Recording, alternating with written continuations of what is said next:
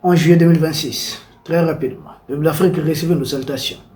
La gente française ne sera pas sauvée à partir de l'Afrique, ça c'est fini.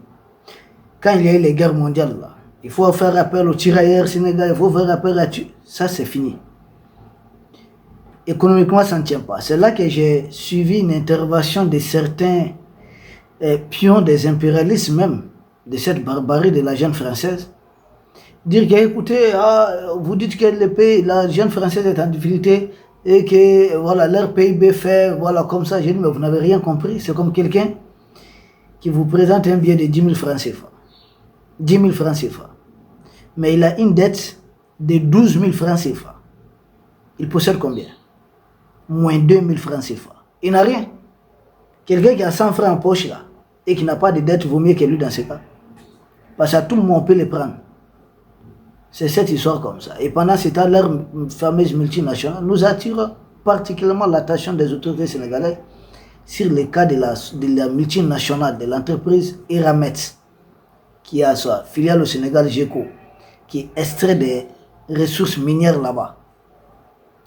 Nous attirons particulièrement, parce que depuis l'arrivée au pouvoir de ces nouveaux régimes, ils ont mis les grands pains sur cette société. De sorte que on parle d'un incendie en date de février 2026. Et l'incendie en question fait que la société Eramet a procédé au licenciement, à des licenciements abusifs. Abusifs.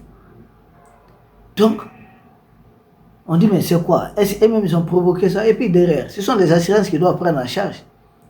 Parce que la société profite, l'État sénégalais détient combien? 10% des parts. La société tire 90% des bénéfices.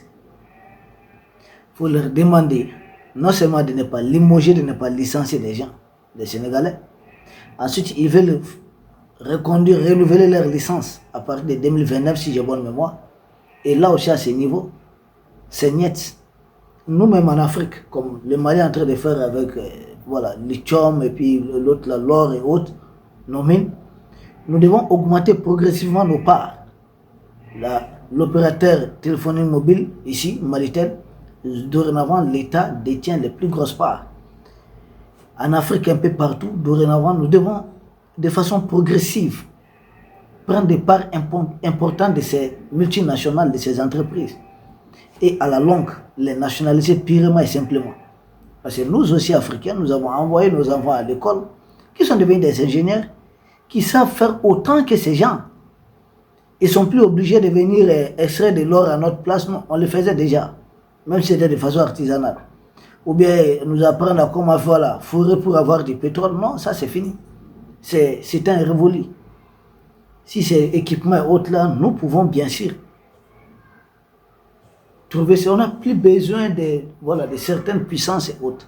Et Eramet doit non seulement réparer pour la destruction, la pollution de l'environnement, son histoire d'incendie là, mystique, il faudrait approfondir l'enquête davantage.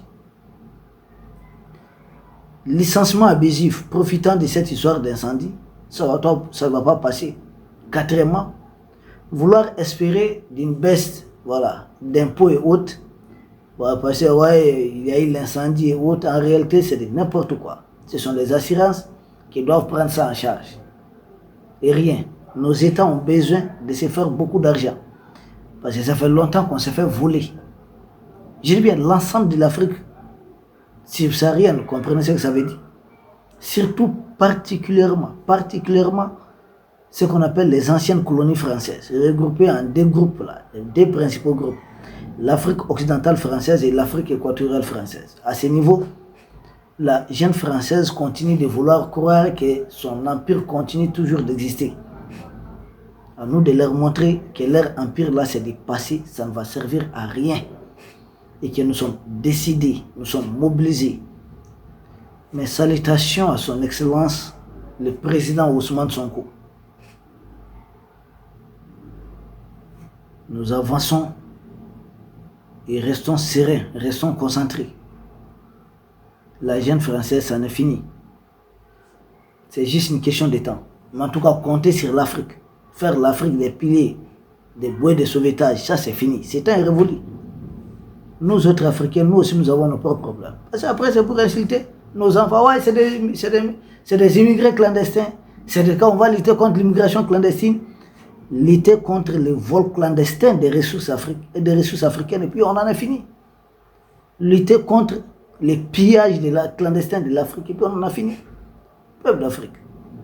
C'était cette information à faire passer rapidement, et nous comptons sur les 20 peuples sénégalais. Nous vous remercions et à très bientôt.